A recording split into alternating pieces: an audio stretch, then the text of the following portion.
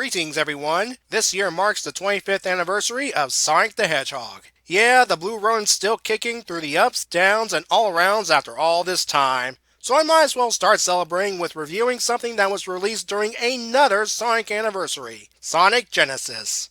Not that one, get it off the screen. There we go.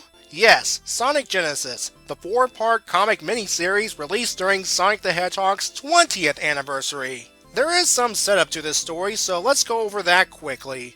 First of all, it takes place back in the old comic continuity. Eggman recently recovered from a bout of insanity. That is, straitjacket and pad cell insanity. What brought him back was he figured out why he can't beat Sonic. It's due to the Chaos Factor, or the X Factor, that unpredictability the Hedgehog possesses, and he's planning to change all of that. He got to work converting his last building in a destroyed city into a brand new Death Egg. He also acquired a Chaos Emerald for his plan, and yes, he went into the Special Zone to get it. When Eggman launched an attack using the Death Egg, only Sonic and Sally made it inside. On their way to Eggman, they encountered a brand new Silver Sonic. As Sonic played with the giant robot, Sally went on ahead where she had a fateful encounter with a gun turret. Dr. Eggman initiated the next stage of his plan by pressing a button that enveloped everything in a white light. I'm jumping the gun a bit, but this is indeed the Genesis Wave, the first time it's used. It's time to witness the aftermath and get this anniversary story started.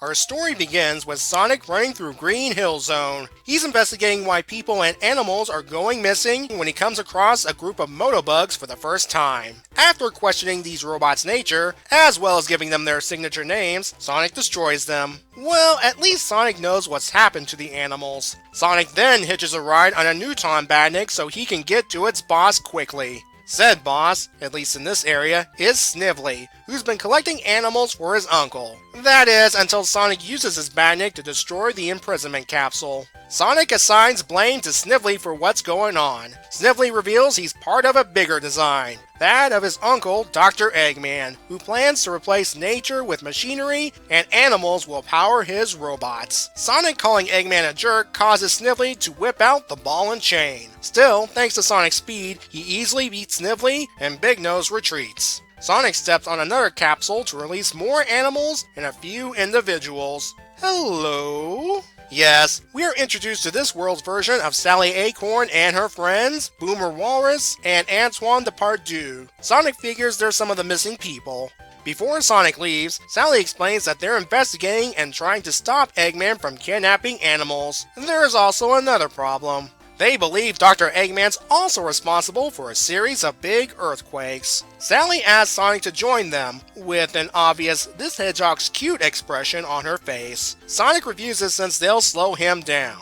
However, Sally says they've scouted ahead and can take him on the direct route to Eggman's stronghold, which Sonic's all for it. The group enters Marble Zone where they hope to find an underground passage to Eggman's base. They're attacked by a counter-killer, but Boomer takes care of that pretty easily. With more robots coming, Antoine decides to stay out of the way by hiding in a cave, which is also a hiding place for bat-brained badniks. Sonic takes care of them no problem, but Sally praises Antoine for discovering these badniks. Boomer decides to rebuild and reprogram a buzz bomber to fight with them. Unfortunately, it still requires an animal to power it, which is Eggman levels of wrong. Sally solves that problem by asking a Flicky for help by singing to her. So in this universe, Sally has Disney princess abilities? Well, it works, and now the team has a Buzz Bomber on their side. I'm surprised Sonic didn't accidentally destroy the friendly Buzz Bomber when destroying all of those other badniks. An earthquake causes Sally's group to get surrounded by lava. Boomer and Antoine are rescued by the Buzz Bomber, while Sonic rescues Sally. You know, Sonic, it's not a good time to flirt with her. More trouble arrives in the form of Dr. Eggman himself. After Sonic and Eggman insultingly identify each other, their fight begins. Sonic hops on columns and lava while Eggman blasts behind him, until Sonic runs out of column. Luckily, the good Buzz Bomber sacrificed itself distracting Eggman, so Sonic can simultaneously escape the lava area and defeat Eggman. He retreats saying once his master plan is complete, they will all pay.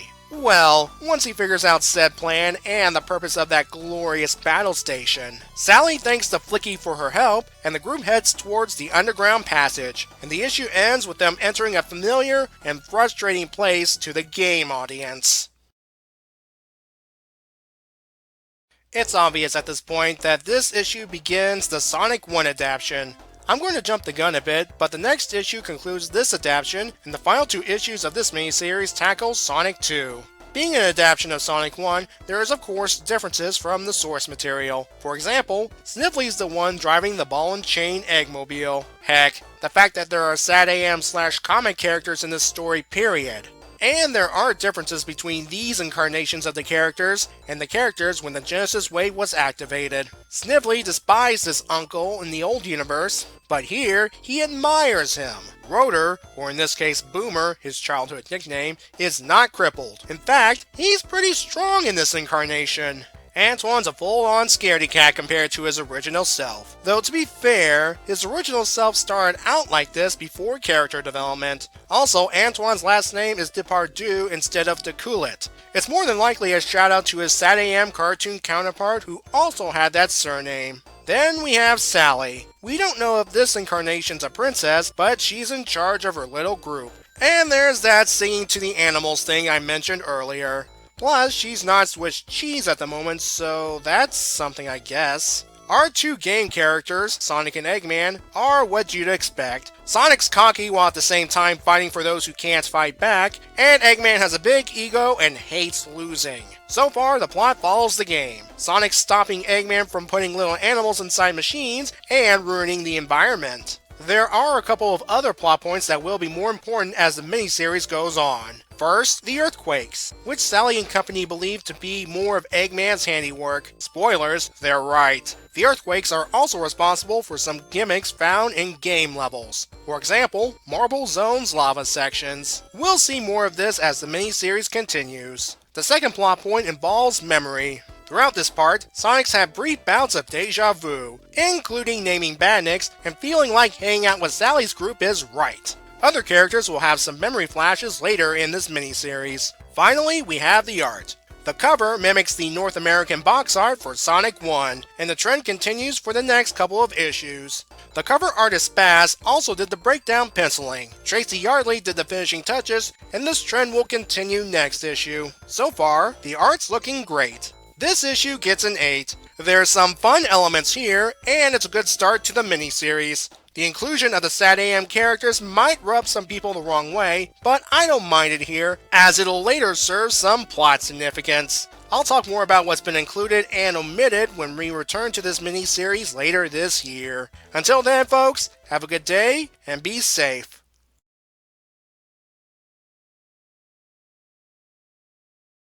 I guess personal space doesn't exist in this universe.